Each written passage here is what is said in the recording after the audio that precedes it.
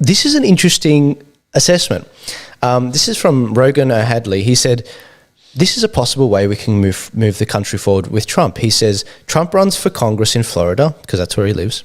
You have a red wave in the midterm elections with the House of Congress and also the Senate in 2022. Trump is elected as Speaker of the House with Ted Cruz as the Senate majority, because as I said before, in 2022, they're in vulnerable seats, the Democrats, they're in vulnerable seats. And then the step after that they'd impeach Biden and Kamala for, I wouldn't even know what they'd impeach them for because there's so many things. And they'd both be removed. Well, guess who's third in line? It's the Speaker of the House, Donald Trump. And so he'd be the is that how it works? 27th President of the United States? Or does he just be, the 47th? Or did he just become the 45th again? Well, it depends on which, okay, we'll bring that up later. Go on. Yeah. He'd be the 47th. He'd be the 47th. Now, look, there's a number of different things that can happen from here. Some people have been saying, and I don't even know how they get their sources on this, some people have been saying Donald Trump is starting a new party because the Republicans have let him down too many times. Party, yeah. The Patriot Party, maybe, who knows? I don't know. I haven't seen anything solid on this, but I'm just telling you what the what people are saying. But also, he's and I think this is an excellent idea. He's also talking about starting his own media organization, which is imperative. You need new media that can also be on cable to cater for a certain demographic. I think that could be really good. But also, I should mention that Pompeo, who is the now former Secretary of State, he tweeted out a countdown until the 2024 presidential election, almost alluding to possibly him running. It's hard to say. Maybe it's just until the next administration comes back in. Who knows? But that's where things stand. Where do you think Trump goes from here now that he's... Okay, let's get some context. Trump never moves forward until he's crossed every T and dotted every I. And if you read about him and you read his the books about him, he's very careful. It doesn't mean you win every battle because other people have their input to any plan. But he never moves forward unless he's exactly sure that everything that he possibly can cater for has been catered for. And then he moves forward. So he's very careful, very meticulous. And that's why he wins so often, because the opposition rarely has the ability to do it. Let me give you an example. When he was building, I think it was Trump Tower, but he cut the contract, and just like the military planning where you have actions on, he looked at where the potential dangers are. And in one of the clauses, he overpaid the workers to make sure they were well compensated. He did that. That's a smart business move. And then at one point, the union said, "Oh, look, I'm sorry, we've got real internal problems with we're going to have to stop work on your building." And Trump didn't even miss a beat. Within 12 to 24 hours, the whole new workforce arrived and kept building. And they said, "What are you doing?" He said, "It's in the contract. If you pull out for these reasons, I'm not paying you and I can bring new people in." And so it's that actions on. So you got to understand that about, this is just setting into context, you got to understand that about Trump. The guy is highly intelligent. I love it when people say he's stupid because he doesn't speak good or English, right?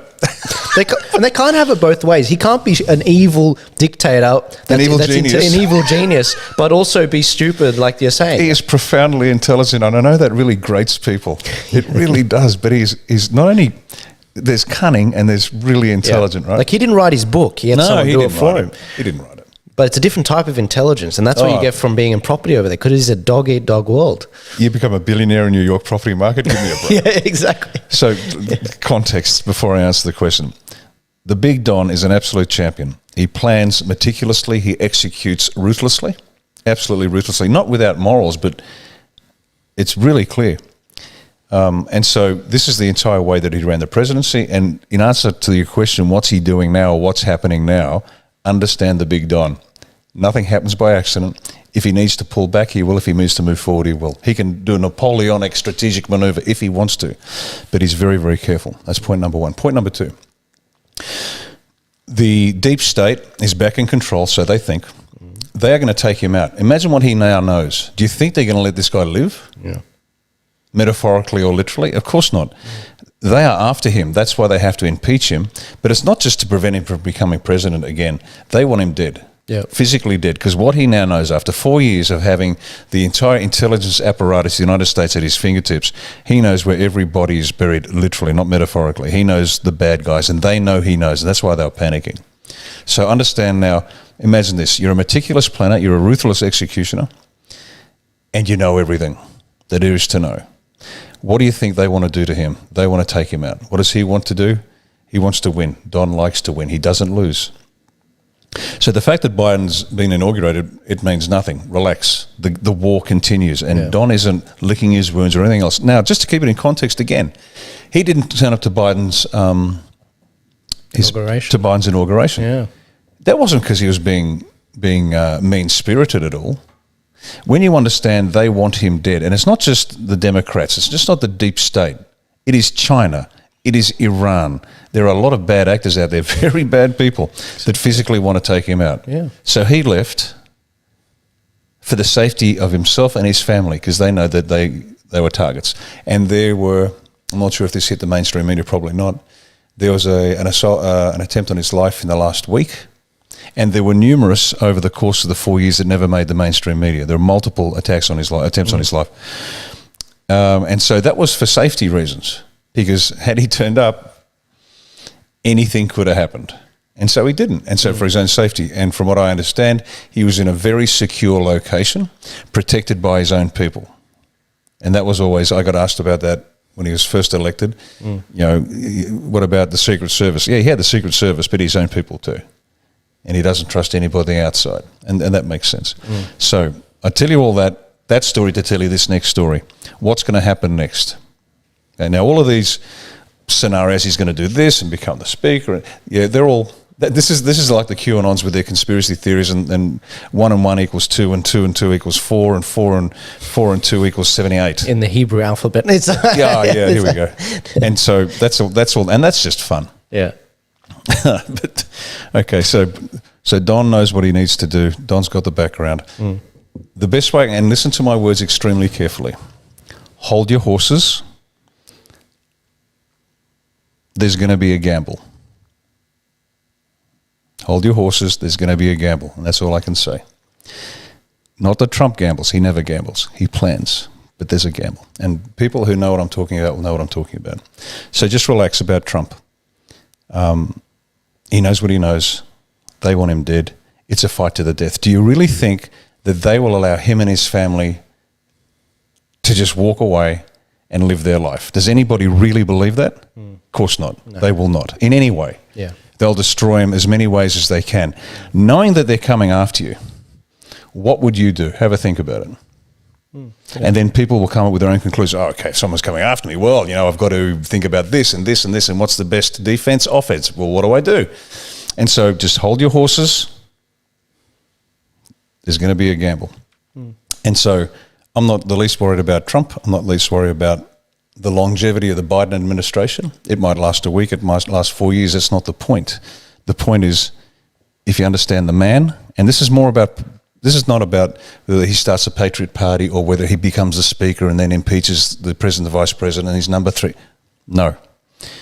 Understand the man, understand how this guy works, try to get to his level of thinking and understand the threats against him, stakeholder analysis, environmental analysis, and when you're looking at the players, you look at their strengths, their weaknesses, their needs, their wants and their sensitivities. This is pretty basic strategic planning that we do. And if you look at it that way, you start to realize, okay, and this isn't conspiracy theory, just do the cold, rational analysis of the situation and the man, and you'll say, okay, I'm quite relaxed about the future. I am so relaxed about the future. Do I know what's going to happen? No. But I'm not the least bit concerned about the future of the US or the future of Donald Trump. Down the track, who knows? But now, the next move, this would have been thought of a long time ago, just like the SAS patrol. What's the grid reference? What's the grid reference? What's the timing? When are we? All that sort of stuff. That's all been just thought through. He's calm, he's rational, he's methodical, and he's highly intelligent. And I know that upsets a lot of people that want to hate him, Orange Man bad. Yeah. but he's got an IQ that would double yours, not you, but the people that Maybe, criticise. probably. I don't know. It's a thing.